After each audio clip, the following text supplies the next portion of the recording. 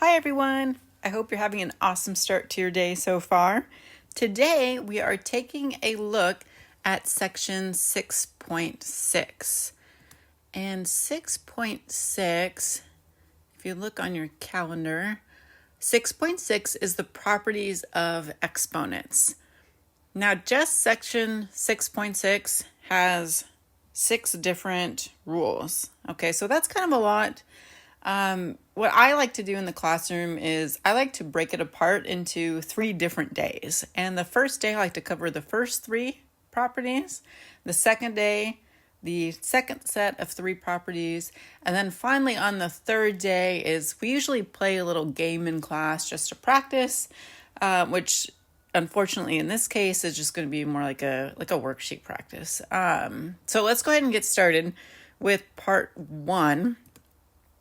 Okay, so just to kind of review, we have our exponents. Okay, so say if I had just like 5 squared, what does that mean? 5 squared, that just means 5 times 5, right? Which is 25. If I had 2 to the 4th, what would that look like? That would be 2 and then 4 times, right? So 2 times 2 times 2 times 2. And if we did that, 2 times 2 is 4, times 2 is 8. Finally, times that last 2, we would get 16. So 2 to the 4th is 16. So in general, anytime that we have our base, which is our big number on the bottom, right? So that's our base, to that little number, that's our exponent. It just equals that base multiplied out to that many exponent times. So x cubed would be x times x times x. All right, so before we get into the rules, I just want to do one more quick little review here. What if I did this? What if I had m times m times m times m times m? What do you think that would be? Our base is m, right? And how many of them do I have? I have 1, 2, 3, 4, 5. So all that would just be m to the 5th power. Sound good? All right, so rule number 1 is the product rule. So what the product rule says is that if you have something to the m power times that same something to the n power, you can just add your exponents together. Make sure that they are the same base. That is key. This totally will not work if they aren't the same base, okay? So again, I like to do the why behind everything. I won't ever ask you to do this. It's just in case if you're interested. Okay, so the why, let me change colors here. I'm going to say, what if I had x to the 5th, and then if it was times, I'm just totally making this up, x cubed. Okay, so that came out of nowhere. So first of all, we have the same base, right? So what our rule would say, let's maybe do this off to the side over here. The rule would tell us that we should add our exponents, right? The rule says if you have the same base, you just add them up. So it would be x. I'm going to write this in, 5 plus 3. You do not have to show me that. You can just jump straight to saying x to the 8th. However, the more work that you show me, the more partial credit I can give you on a quiz or an exam. So it's totally up to you, okay? Like say if I saw this on your paper, if I saw x to the 5 plus 3, and then you told me x to the 7th, I would probably just write a little smiley face and write, oops, because I'm not testing that you know 5 plus 3, I'm testing that you know the exponent rule. Okay, I hope that makes sense. Okay, so based on the rule, x to the 5th times x cubed would be x to the 5 plus 3, so x to the 8th. So let's see why that is. Now up above, you agreed that we could just write out the base that many times to the exponent, right? So x to the 5th, I could rewrite that as x times x times x times x times x. That's 5 times, right? And then it's just times x cubed. So x times x times x.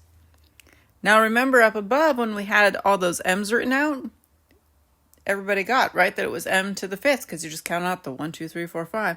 So now in this case, how many of these x's do we have? Go ahead and count them out. So we got 1, 2, 3, 4, 5, 6, 7, 8. So it'd be x to the 8th.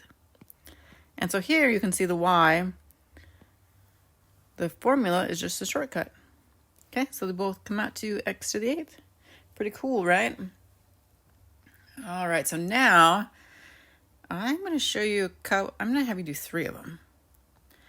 Go ahead and take a few minutes, hit pause, just give these a try. I don't care if they're wrong. I just want you to try it, okay? Because that's where the learning happens.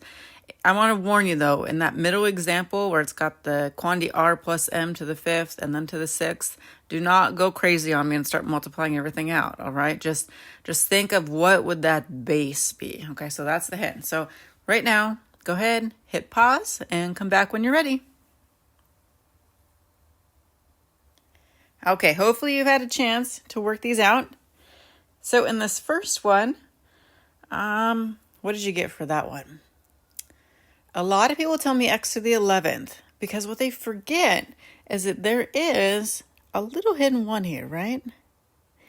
So we have our base is x, so that's good that you got that part. And then we have 3 plus 8 plus 1 will give me 12. So it's going to be x to the 12th. This middle one, this is the one I warned you about, that this is considered our base. So in the first one, our base was x, and now our entire base is just r plus m. And then we can add our exponents. So the 5 plus 6 is 11, and you can just leave it like that. Okay, that's considered simplest terms. You don't want to multiply that, like FOIL it out 11 times. That would be crazy, okay? And finally, our last one here, I'm going to rewrite this. You don't have to. I'm going to rewrite this so that the A's are next to each other and the B's are next to each other, just because there are the 2 different bases. Okay, so I have the A cubed, and I'm going to put right next to it this second A cubed, and I'm going to do the B squared and the B to the 5th, and that just might make it a little bit easier for some people to see the 2 different bases. That's why I'm doing that. And here we can just go and finish it off by adding them up. So we get A to the 6th, and then B to the 7th. All right, not too bad, right? So let's go ahead and look at the next rule. Our next rule is the quotient rule. Okay, and what the quotient rule says is that, well, quotient means divide, right? So, and another way to think of division is as a fraction. So the quotient rule is anytime that you have a fraction. So something on top, something on the bottom. And what it says is if you have a base to some power over that same base to a different power, all you have to do is subtract. Okay, so let's give it a try. Let's take a look at the y. If I have x to the 5th over x squared, now based on the rule, what does it say I should do? The rule says I should subtract, right? So the rule would tell me to do my base, which is x, and then subtract them. So 5 minus 2. So x to the 5th over x squared is x cubed. Now let's break this down here. X to the 5th, I could rewrite that as x times x times x times x times x, all over x squared, which is x times x. Now we can cancel out our fractions if we have the same thing on the top as on the bottom, right? So if you look here, this last like x over x, I'm just going to draw a line through, because anything divided by itself is 1. So I'm just reducing this fraction. So x over x is 1, so those cancel out. And I have a second one I can cancel out, leaving me with how many x's do I have? I just have 3 of them up top, so it's x cubed. And again, they match, yay. Okay. Now, how many examples do I have here? It looks like I have 2. Go ahead and try these 2. Just do the best that you can. And then, so go ahead and hit pause, give them a try, come back when you're ready.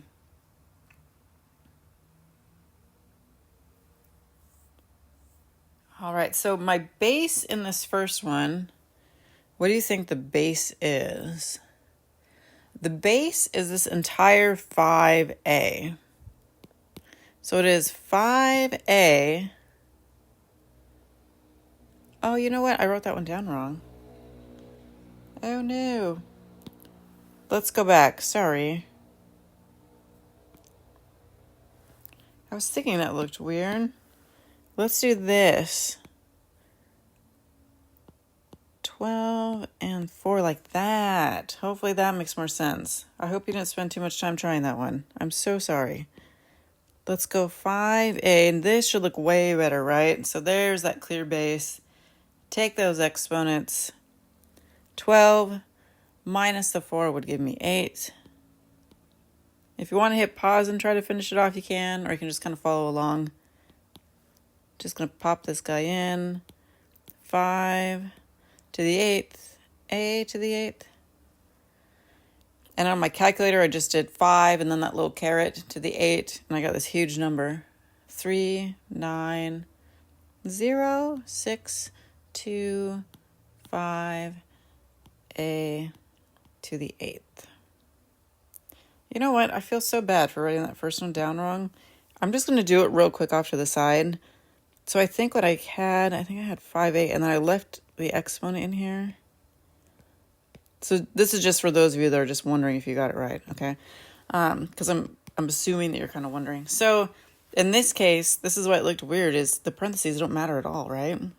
So it would just be 5a to the 12th over 5a to the 4th. And then we have the same thing top and bottom here, this 5 and 5. So those would cancel out. And then we could go ahead and apply the rule. We would get a to the 12th over a to the 4th. So that base is a, and that would be to the 8th. All right, and I apologize again. I'm so sorry. All right, so the next one, hopefully I wrote that one down right.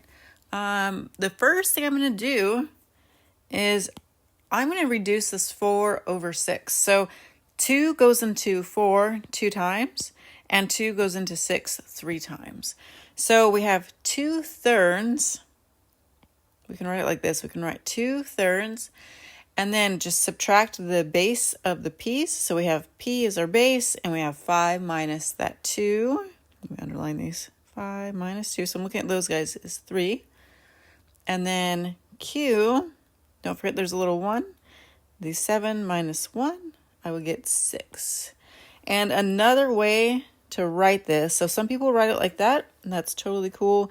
Same answer would be if you had 2p cubed times q to the 6th all over 3. These are the exact same thing. Okay, so if you put that on your quiz or your exam, I see them as totally the same. And also your My Math Lab, that it will also, the computer will read those as exactly the same. It's just personal preference, whatever makes most sense to you. Just do whatever works for you, okay? And the last one for today that we're going to look at, this one is the fun one, the exponent 0. So what the exponent 0 says is that if you have anything to the 0 power, it's just 1. It seems kind of weird at first, but let's think about the y. And I'm going to actually use that quotient rule that we just went over to help explain the y. So say if I had, I'm just going to make this up, x to the 5th over x to the 5th. So I think it would agree, anything divided by itself, anything over itself is just 1, right? So if I had like 3 over 3, that would be 1. 10 over 10 would be 1. A over A would be 1. So this here, x to the 5th over x to the 5th will be 1, right? So now, if I had x to the 5th over x to the 5th, and if I wanted to use the quotient rule would tell me to subtract. So it would be the base x to the 5 minus 5. And what is 5 minus 5? 5 minus 5 is 0, right? So x to the 0. And our rule says anything to the 0 power is 1, which is, when we did it this way, we said that it would have to be 1. Kind of cool, right? All right, for this one, how many do I have for you? I have 3 of them for you. That last one is a trick question. Okay, so go ahead and hit pause, give it a try, come back when you're ready. Okay, so the first one, it's that entire base, 3x to the 0. And what is anything to the 0 power? It's 1. There we go. Next one, -9, that whole thing to the 0 power. Notice it's in parentheses. What is it? It's going to be 1. Yay. Okay, the next one, this is the trick question because it's not in parentheses. So my base is actually only this 9 here. Okay. Since there's no parentheses, that exponent, he only applies to what he's attached to. So in these other ones, he was attached to everything in the parentheses, right? But in this case, he's only attached to that 9. So 9 to the 0 is 1, but we didn't think about that negative yet. Okay, so that negative, he's still hanging out front. So that last one, the answer is actually -1. All right, that should wrap up today. You can stop here, or you can go ahead and go through the next set of 3 in the next video. Good job today.